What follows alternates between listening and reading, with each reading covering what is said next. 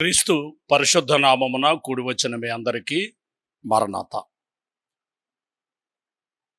క్రీస్తు ప్రభు యొక్క అపోస్తలులు లేక శిలువమూర్తి శిష్యులు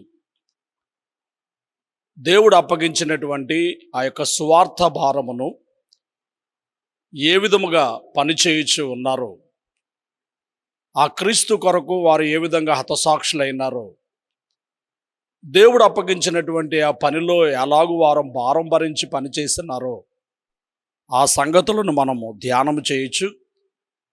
6వ హతసాక్షి లేక 6వ శిష్యుడుగా ఉండినటువంటి ఈ యొక్క బర్తలోమయి అనబడు నతనీయులను గూర్చి బోధించవలనని ఆశించుచు ఉన్నాను. అందుకొరకు వాక్యం చదువుకుందాము. యోహాను సువార్త 1వ అధ్యాయము 45వ వచనం నుండి చదువుతూ ఉన్నాను. ఫిలిప్పు నతనీయులను కనుగొని, ధర్మశాస్త్రములో మోషేయు ప్రవక్తలను ఎవరిని గూర్చి వ్రాసిరో ఆయనను కనుగొంటిమి. ఆయన యేసేపు కుమారుడైన నజరేయుడగు యేసు అని అతనితో చెప్పాను. అందుకు నతనీయులు, నజరేతులో నుండి మంచిదేదైనా రాగలదా అని అతన్ని అడుగగా, వచ్చి చూడుమని ఫిలిప్పు అతనితో అనెను. యేసు నతనీయులు తన యొద్దకు వచ్చుట చూచి, ఇదిగో ఇతడు నిజముగా ఇశ్రాయేలీయుడు, ఇతని యందు ఏ కపటమును లేదని అతని గూర్చి చెప్పాను. నన్ను నీవు ఎలాగూ ఎరుగుదువని నతనీయులు ఆయనను అడుగగా, యేసు, ఫిలిప్పు నిన్ను పిలువక మునిపే నీవు అంజూరపు చెట్టు కింద ఉన్నప్పుడే నిన్ను చూచితనని అతనితో చెప్పాను. నతనీయులు, బోధకుడా, నీవు దేవుని కుమారుడువు, ఇశ్రాయేలు రాజు అని ఆయనకు ఉత్తరమిచ్చాను. అందుకు యేసు, ఆ అంజూరపు చెట్టు క్రింద నిన్ను చూచితినని నేను చెప్పినందువలన నీవు నమ్ముచున్నావా? వీటికంటే గొప్ప కార్యములు చూతువని అతనితో చెప్పాను. మరియు ఆయన, మీరు ఆకాశము తిరుగుబడుటయు దేవుని దూతలు మనుష్య కుమారునికి పైగా ఎక్కుటయును దిగుటయును చూతరని మీతో నిశ్చయముగా చెప్పుచున్నాను నేను. ఆమేన్. ప్రభునందు ప్రియమైనటువంటి దేవుని బిడ్డలారా, ఈరోజు నతనీయులు అనబడు బర్తలోమయి. మీరు కన్ఫ్యూజ్ కాకుండా నిమిత్తం బహుశా అయిన పేరు, పూర్తి పేరు నతనీయులు బర్తలోమయి అయి ఉండవచ్చు. మనం మత్తయి సువార్త 10వ అధ్యాయం 3వ వచనంలోను, మార్కు సువార్త 3వ అధ్యాయం 18వ వచనంలోను, అలాగే లూకా సువార్త 6వ అధ్యాయం 14వ వచనంలోను యేసు ప్రభు శిష్యులు ఎవరో ఈ సువార్తికులు రాసినటువంటి పేర్లలో బర్తలోమయి అని కనబడుచు ఉన్నది. బర్తలోమయి అని కనబడుచు ఉన్నది అనగా తోలమయి కుమారుడు, బర్ ప్లస్ తోలమయి, బర్తలోమయి. మనం చెప్పుకున్నాం బర్జోనా, సీమోను బర్జోనా అంటే బర్యోనా కుమారుడు అయినటువంటి సీమోను అంటూ పేతును గురించి మాట్లాడిన మాటలు. కాబట్టి బర్తలోమయి అంటే బర్ ప్లస్ తోలమయి అనగా బర్తలోమయి అరమిక్ భాష అంటే సన్ ఆఫ్ తోలమయి అనేటటువంటి అర్థాన్ని ఇచ్చేటటువంటి మాట. అంటే బర్తలోమయి అంటే తోలమయి కుమారుడగు నతనీయులు అని మనము గుర్తించవలసిన వారమై ఉన్నాం. నతనీయులు అనే మాట ప్రస్తుతం మనం చదువుకున్నటువంటి యోహాను సువార్తలో ఈ మాటలు కనబడతా ఉన్నాయి. మనం ముందు చదివిన సువార్తల్లో బర్తలోమయి అని వ్రాయబడితే, అనగా మరి తోలమయి కుమారుడు అని రాయబడితే, ఇక్కడ నతనీయులు అని వ్రాయబడి ఉన్నది. నతనీయులు అనేటటువంటి మాటకు దేవదానము, గిఫ్ట్ ఆఫ్ గాడ్ అని అర్థాన్ని ఇస్తూ ఉన్నది. ఈయన గలిలయలోని కానా కాపరస్తుడు అని యోహాను గారే తన 21వ అధ్యాయంలో పునరుత్థాన సమయమందు వారు తిబెరయ సముద్రంలో చేపలు పట్టుకోవడానికి వెళ్ళినప్పుడు 7 చేపలు పట్టుకోవడానికి వెళ్ళారు. అందులో ఈ యొక్క మరి బర్తలోమయి అనబడే నతనీయులు కూడా ఉన్నట్టుగా మనం చూస్తున్నాం. 2వ వచనంలో 21:2 యోహాను సువార్తలో పేతురును, దిదుమ అనబడిన తోమాయు, గలిలయలోని కానా అను ఊరివాడగు నతనీయులు జబదయి కుమారులు ఆయన శిష్యుల్లో మరి ఇద్దరు. గమనించండి, గలిలయలోని కానా అను ఊరు వాడగు నతనీయేలు. కానా అను ఊరు వాడగు నతనీయేలు. కాబట్టి ఈ నతనీయేలు గలిలయలో ఉన్నటువంటి కానా అనేటటువంటి గ్రామానికి చెందిన కాపురస్తునిగా ఉన్నాడు. అంటే ముందు మనం చెప్పుకున్నటువంటి ఈ పేతురు గారు, అలాగే అంద్రయ్య గారు, యోహాను గారు, యాకోబు గారు, అలాగే ఫిలిప్పు, అలాగే ఈ బర్తలోమయి, వీరందరూ కూడా ఈ గలిలయకు చెందినటువంటి వారుగా మనకు కనబడుచు ఉన్నారు. గ్రహించాలని మీకు మనవి చేస్తూ ఉన్నారు. ఇక మరి ఒక విషయం ఏమిటి అంటే, ఫిలిప్పు ఈయనను ప్రభువు దగ్గరకు తీసుకుని వచ్చారు. ఎవరు తీసుకొచ్చారు, ఎలా వచ్చారు అంటే, ఫిలిప్పు తీసుకుని వచ్చాడు. 45 వచనంలో మనం చూస్తే, ఫిలిప్పు నతనీయేలును కనుగొని, ధర్మశాస్త్రములో మోషేయు ప్రవక్తలను ఎవరిని గూర్చి వ్రాసిరో ఆయనను కనుగొంటిమి. ఆయన యోసేపు కుమారుడైన నజరేయుడగు యేసు అని అతనితో చెప్పెను. ఫిలిప్పు నతనీయేలును కనుగొని, అనగా అప్పటికే ఫిలిప్పును దేవుడు పిలిచారు. మనకి 43వ వచనంలో మనం చూస్తే, ఫిలిప్పును ప్రభువు కనుగొని అతన్ని పిలిచినట్టుగా మనం చూస్తున్నాం. ఇప్పుడు ఈ ఫిలిప్పు తన స్నేహితుడైనటువంటి నతనీయేలును కనుగొంటున్నాడు. మనం ముందు చూసినప్పుడు పై వచనాల్లో అంద్రయ్య ఈ మెస్సయ్యను కనుగొన్నాడు. ఆ సంగతి అంద్రయ్య పేతురు గారికి చెప్పి పేతురును ప్రభు యొద్దకు నడిపించినట్టుగానే ఇక్కడ మరి ఈ స్నేహితుడైనటువంటి ఫిలిప్పు కూడా తన స్నేహితుడైన నతనీయేలు ఎక్కడ ఉన్నాడని వెతుకుతూ తెలుసుకుని వెంబడించి అతని యొద్దకు వెళ్ళి అతనితో ఈ మాటలు చెబుతూ ఉన్నాడు. 45వ వచనంలో, ధర్మశాస్త్రములో మోషేయు ప్రవక్తలను ఎవరిని గూర్చి వ్రాసిరో ఆయనను కనుగొంటిమి. ఆయన యోసేపు కుమారుడైన నజరేయుడగు యేసు అని అతనితో చెప్పాను.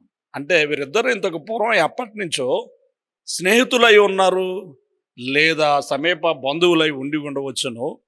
కాబట్టి ఈ స్నేహాన్ని బట్టి, ఈ బంధుత్వాన్ని బట్టి వీరిద్దరూ ప్రార్థన చేస్తూ మెస్సయ్య కొరకు ఎదురు చూచేవారుగా ఉన్నట్టుగా మనకు కనబడుచు ఉన్నది. ధర్మశాస్త్రాన్ని బాగుగా ఎరిగిన వారుగా వీరిద్దరూ ఉన్నట్లుగా మనకు కనబడుతూ ఉన్నది. ఇంకా మనం పరిశీలిస్తే వీరిద్దరూ పేతురు, అంద్రయ్య, యాకోబు, యోహానుల కంటే కూడా ధర్మశాస్త్రాన్ని బాగుగా ఎరిగిన వారిగా ఉన్నట్లుగా మనకు కనబడుచు ఉన్నది. కాబట్టి ఇప్పుడు ఆంద్రయ్య ఎలాగైతే మరి పేతురును ప్రభు దగ్గరకు నడిపించారో, ఫిలిప్పు కూడా ఈ యొక్క బర్తలోమయ లేక నతనీయేలు అనబడే బర్తలోమయను మరి ప్రభువు దగ్గరకు నడిపించుచు ఉన్నట్టుగా మనము చూచుచూ ఉన్నాము. ఇప్పుడు గుడ్డిగా మరి నతనీయేలు వీరు చెప్పిన మాటను నమ్మటం లేదు.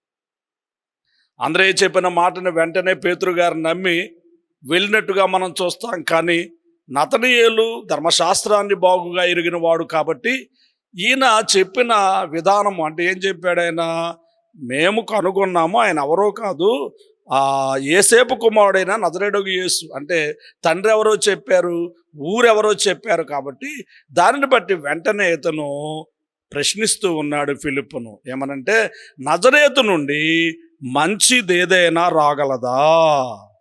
నజరేతు నుండి మంచిదేదైనా రాగలదా అంటే, నజరేతులో నుండి మెస్సయ్య వస్తాడని మనం కనిపెట్టేటటువంటి ఆయన వస్తాడని ఎక్కడా వ్రాయబడలేదే. బెత్లెహేము ఎఫ్రతా యోధా ప్రధానంలో నువ్వు ఎంత మాత్రం అల్పమైన దానవు కావు, ఇశ్రాయేలు నా ప్రజలను ఏలబోవు అధిపతి నీలో నుండి వచ్చునని బెత్లెహేమును గురించి ఇంకా ఆయా ప్రదేశముల గురించి చెప్పబడింది. కానీ ఈ నజరేతును గూర్చి ఎక్కడ ధర్మశాస్త్రంలో ప్రవచనం లేదు కదా, ధర్మశాస్త్రం ఎక్కడా లేదు కదా. మనకి పాలస్తీనా దేశంలో ప్రధానమైనటువంటి 3 జిల్లాలు కనబడుతూ ఉంటాయి. గలిలయ ఒకటి, యోదయ ఒకటి, సమరయ ఒకటి. ప్రియులారా, ఈ గలిలయలోనిదే నజరేతు, ఈ గలిలయలోనిదే కానా.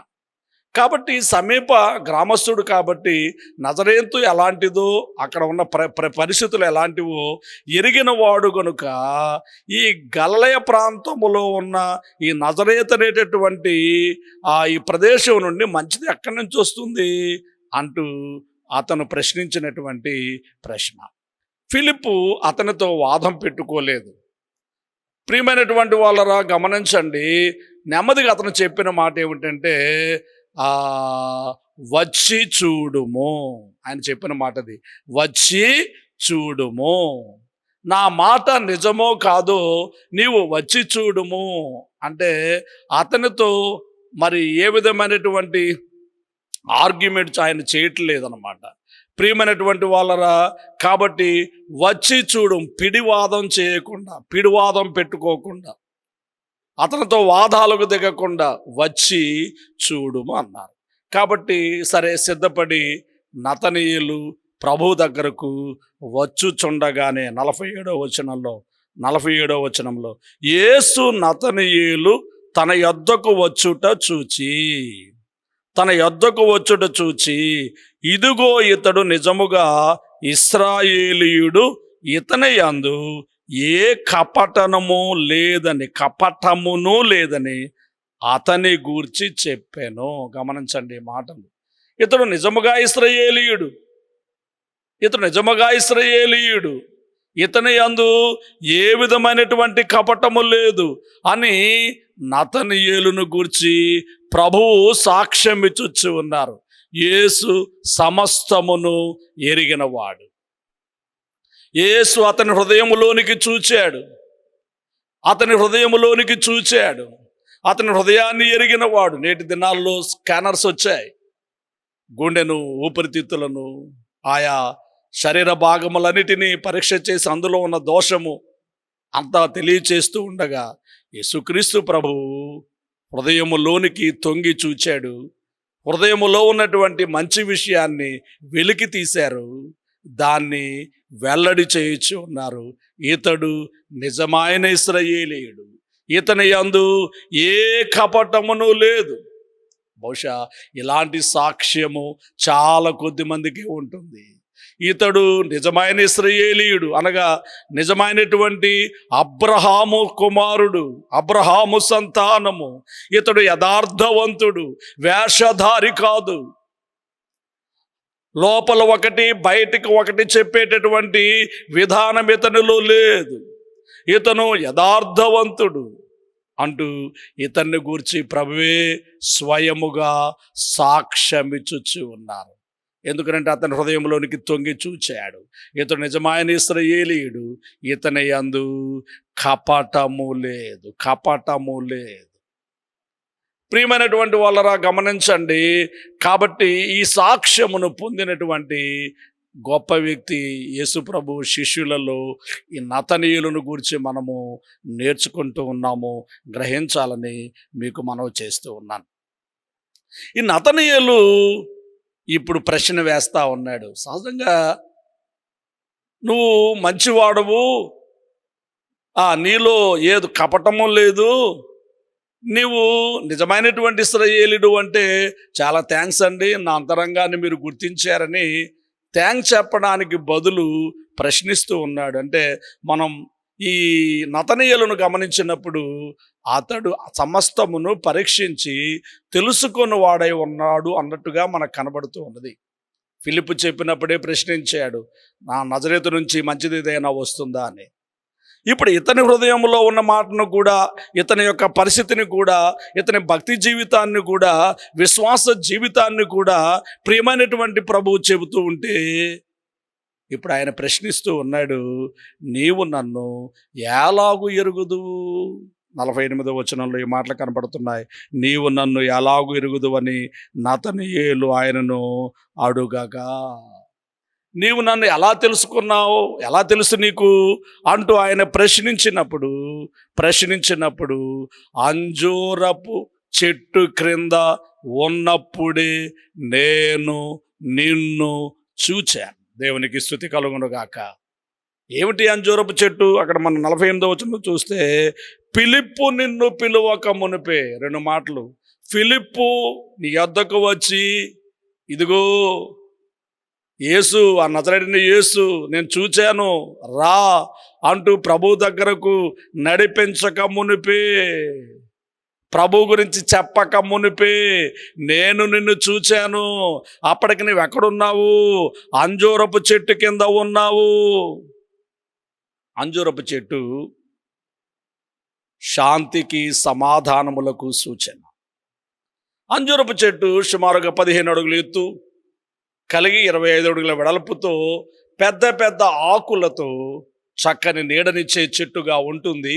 ఇశ్రాయేలీయులందరూ కూడా ఈ చెట్టు నీడను కూర్చుండి ధ్యానం చేసుకుంటూ ఉంటారు, ప్రార్థనలు చేసుకుంటూ ఉంటారు. కాబట్టి ఈ చెట్టు కింద మరి మనం చదివాం ముందుగా, ఫిలిప్పు నతనయేలును కనుగొని అనే మాట. అప్పటికి నతనయేలు ఆ చెట్టు కింద దైవ ధ్యానంలో ప్రార్థన చేసుకుంటూ ఉన్నాడు గనక బహుశా ఫిలిప్పు నతనయేలును వెతుక్కుంటూ వెళతాడని ప్రభువు నాకు తెలుసు. కాబట్టి ఈ ఫిలిప్పును గురించి ఆయన ఆలోచించినప్పుడు ఈ నతనయేలును గురించి, నతనయేలు చెట్టు కింద ఉన్నట్టుగా దేవుడు ఆయనకి తెలియచేశారు గనక దాన్ని బట్టి ఇప్పుడు యేసుక్రీస్తు చెట్టు కింద నిన్ను నేను చూచాను అనేటటువంటి మాట. ఎప్పుడైతే ఈ మాటలు చెప్పారో నతనయేలు వాస్తవంలోనికి వచ్చాడు. సమస్తమును పరీక్షించి మేలైన దానిని చేపట్టండి అనే మాటను బట్టి పరీక్షిస్తూ ఉన్నాడు. ఎలాగు నేను యోగ్యుణ్ణని నువ్వు చెబుతున్నావు, మంచివాణ్ణని చెబుతున్నావు, నిజమైన ఇశ్రాయేలీయుని చెబుతున్నావు అని ఆయన్ను ప్రశ్నించినప్పుడు అప్పుడు నాకు తెలుసు. ఎలా తెలుసు అంటే, నీవు ఫిలిప్పు నీ యొద్దకు రాక మునిపే చెట్టు కింద కూర్చుండి నీవు ధ్యానములో ఉన్నావనే సంగతి కూడా నాకు తెలుసు అనేటటువంటి ఈ మాట చెప్పుసరికి ఇప్పటికీ నతనయేలుకు వాస్తవం అర్థమైంది. ఫిలిప్పు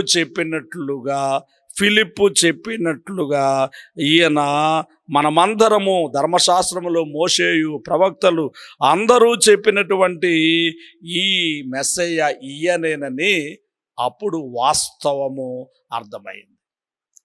వాస్తవము తెలుసుకొని ఇప్పుడు ఫిలిప్పు సాక్ష్యం ఇచ్చినట్లే నతనయేలు కూడా సాక్ష్యం ఇస్తున్నాడు. ఫిలిప్పు కంటే కూడా గొప్ప సాక్ష్యం ఇస్తున్నాడు. ఫిలిప్పు నతనయేలుకు చెప్పాడు, కానీ నతనయేలు ప్రభువునకే చెబుతూ ఉన్నాడు.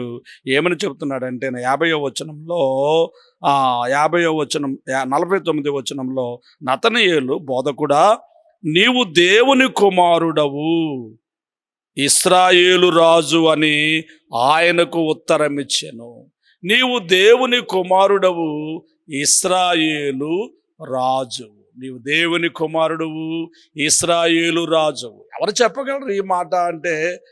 ఎవరు నిర్ధారించి చెప్పగలరు? ఇప్పుడు ప్రభు అయితే దేవుడు కనుక ఈ నతనయేలు ఎక్కడ కూర్చున్నారో ఆయన తెలుసుకున్నారు. ఈయన మానవుడు కాబట్టి ఎలా తెలుస్తుంది అంటే, పాత నిబంధన ధర్మశాస్త్రం అంతా ఎరిగిన వారే.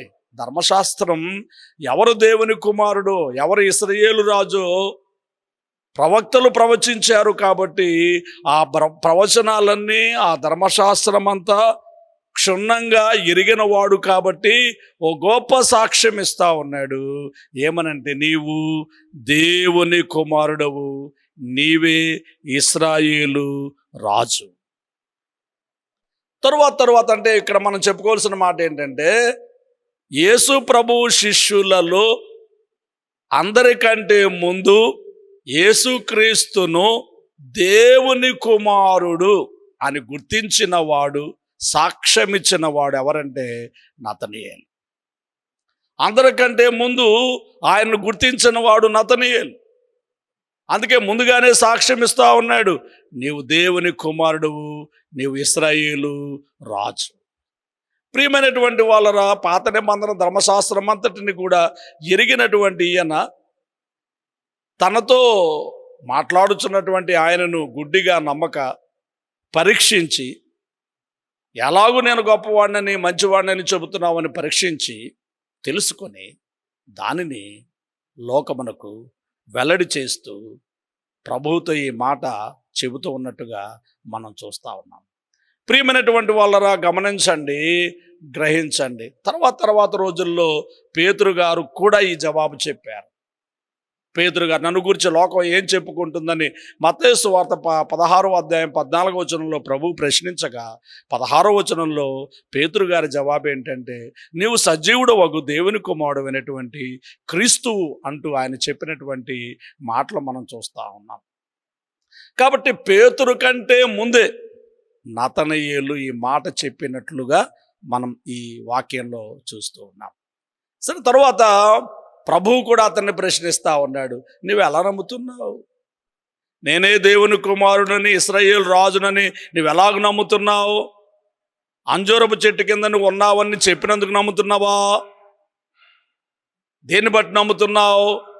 ఇది ఒకటి చాలా చిన్న విషయం, కానీ ఇంతకంటే నీవు గొప్ప గొప్ప కార్యములను చూస్తావు. ఏంటా గొప్ప కార్యాలు చెప్పారు. ఏమిటా గొప్ప కార్యాలు అంటే చూడండి, అక్కడ 51వ వచనంలో, మరియు ఆయన మీరు ఆకాశము తెరవబడుటయు దేవుని దూతలు మనుష్య కుమారునికి పైగా ఎక్కుటయును దిగుటయును చూతరని మీతో నిశ్చయముగా చెప్పుచున్నాను. ప్రియమైన వాళ్ళరా, గమనించండి, ఆకాశము తెరవబడ్డం, దేవుని దూతలు మనుష్య కుమారునికి పైగా ఎక్కడం దిగడం నువ్వు చూస్తావు అని అని మరి యాకోబు దర్శనం, పాత నిబంధన కాలంలో యాకోబు గారు ఆదికాండం 28 అధ్యాయంలో దేవుని దూతలు ఎక్కుట దిగుట చూచిన ఆ దర్శనాన్ని తెలియచేస్తూ ఉన్నారు. ప్రియమైనటువంటి వాళ్ళరా, గ్రహించాలి. అంటే మీరు ఏం చేస్తారు అంటే, మీరేం క్లుప్తంగా చెప్పేశారు. తను మిషన్ అంటే తను చేయాల్సిన పని, ఆ యొక్క నతనయేలు ఏ పని చేయాలో ఆ పనిని చెప్పేశారు. నరలోకం నుండి పరలోకానికి ఎక్కి వెళ్ళేటటువంటి పని, మనుష్య కుమారునికి పైగా నడిపించే పని.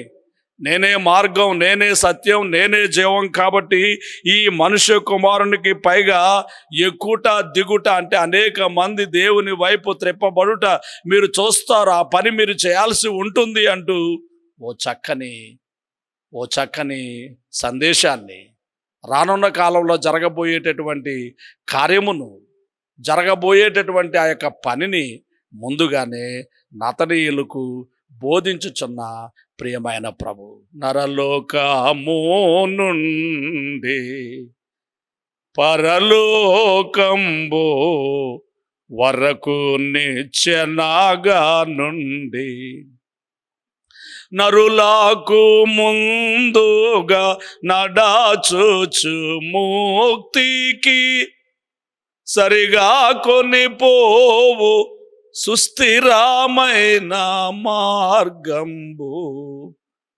నీవేయని నమ్మిక, యేసు నాకు నీవేయని నమ్మిక.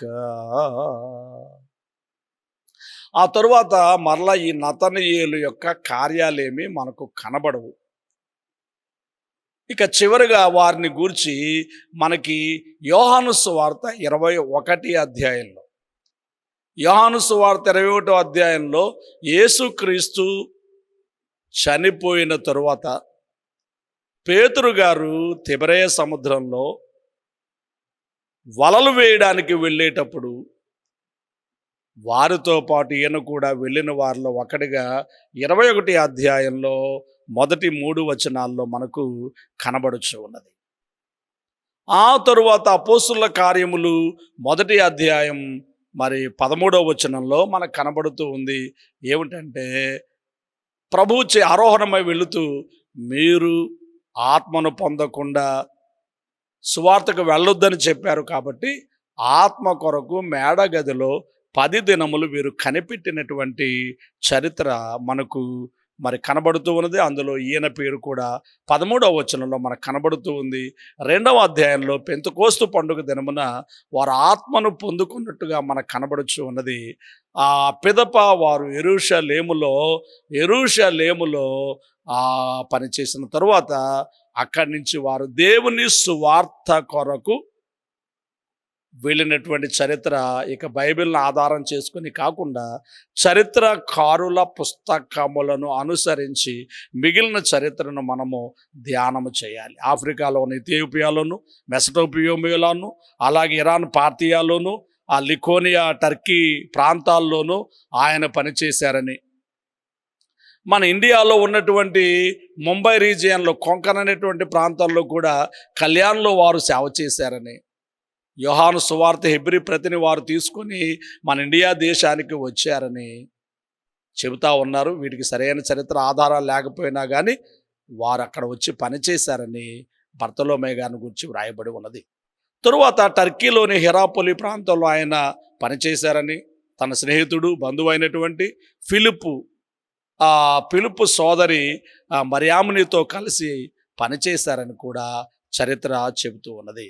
ప్రియమైన వాళ్ళ ఫిలిప్పు మరణించిన తరువాత అక్కడి నుంచి ఆయన అర్మేనియా దేశమునకు మరి క్రీస్తు శకం 60వ సంవత్సరంలో వారు వచ్చారని, ప్రియమైనటువంటి వాళ్ళ అప్పటికే అక్కడ యేసుప్రభు వారి యొక్క శిష్యుల్లో ఒకడు తద్దయ్య అను పేరు గల లెబ్బై, ఇస్కరియోతు కాని యోధ అనేటటువంటి ఆయన అక్కడ పనిచేసి బలమైనటువంటి సంఘములను ఆయన కట్టారని, బర్తలోమయి అక్కడికి వెళ్ళి విస్తారమైనటువంటి పని అక్కడ చేశారని, ఆ విస్తారమైన పనిలో భాగంగా అర్మేనియా రాజు ఇంట్లో ఉండినటువంటి కుమార్తెకు జబ్బు చేయగా బర్తలోమయిని వారు కబురు పెట్టారు. ఈయన వెళ్ళి ప్రార్థన చేసినప్పుడు ఆమెకు ఆ జబ్బు తగ్గడం, ఆమెకు స్వస్థత కలగడం, ఇది గుర్తించి పోలిమియస్ అనేటటువంటి ఆ రాజు క్రైస్తవ్యాన్ని స్వీకరించాడు.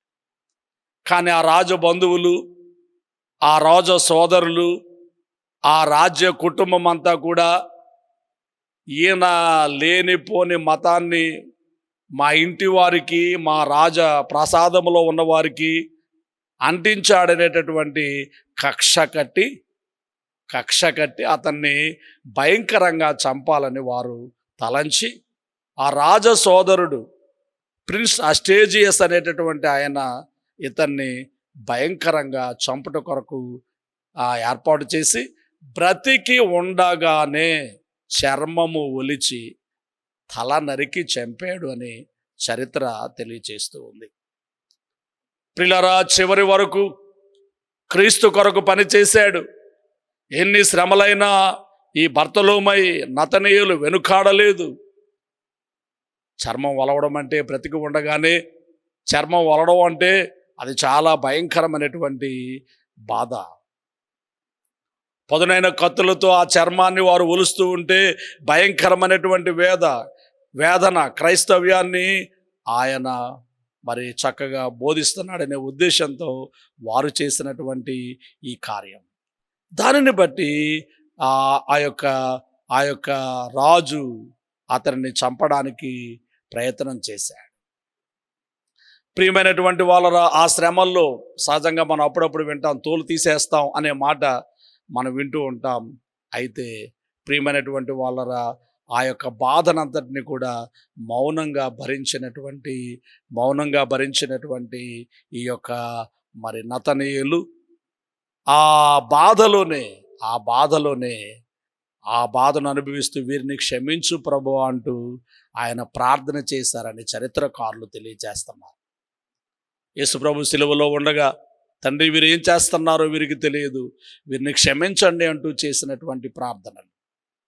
ఆదిమ క్రైస్తవ సంఘంలో హతసాక్షిగా చేయబడినటువంటి స్టెఫను రాళ్లతో కొడుతూ ఉంటే తండ్రి వీరిని క్షమించమని చేసిన ప్రార్థనలు ఇవన్నీ కూడా వీరికి మార్గదర్శకంగా ఉన్నాయి. కాబట్టి క్రీస్తు ప్రభువును పోలి వీరు కూడా ప్రభువా క్షమించు నాయన అంటూ వారి నిమిత్తం ప్రార్థన చేశారని మనకు కనబడుచు ఉన్నది.